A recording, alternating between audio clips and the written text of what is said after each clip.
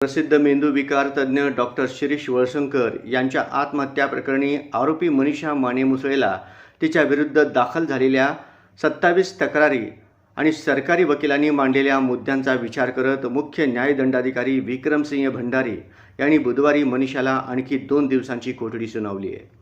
मनीषाच्या अटकेनंतर मिळालेली कोठडी संपल्याने बुधवारी दुपारी 3:36 सुमारास न्यायालयात आणले. सुनावणी सुरुवात होताच सर्वप्रथम न्यायदंडाधिकाऱ्यांनी आरोपी मनीषाला पोलिसांबद्दल काही तक्रार आहे का अशी विचारणा केली. तिनं नकार दिला. सरकार पक्षाकडून आरोपीच्या तपास काळात रिमांड ईमेलची प्रिंटआउटची फाडलेली मूळ प्रत अद्याप मिळालेली नाही. नव्याने हॉस्पिटलमधील 27 कर्मचाऱ्यांकडून गंभीर स्वरूपाच्या तक्रारी प्राप्त झाल्या आहेत. यासह अन्य तपास करायचा असल्याने 3 दिवसाची पोलीस कोठडी मागितली. मनीषाच्या वतीने यावर हरकत नोंदवून तिच्या वकिलांनी यापूर्वीच्या पोलीस कोठडी काळात इफेक्टिव्ह इन्व्हेस्टिगेशन केले नाही असा आरोप त्यांनी केला.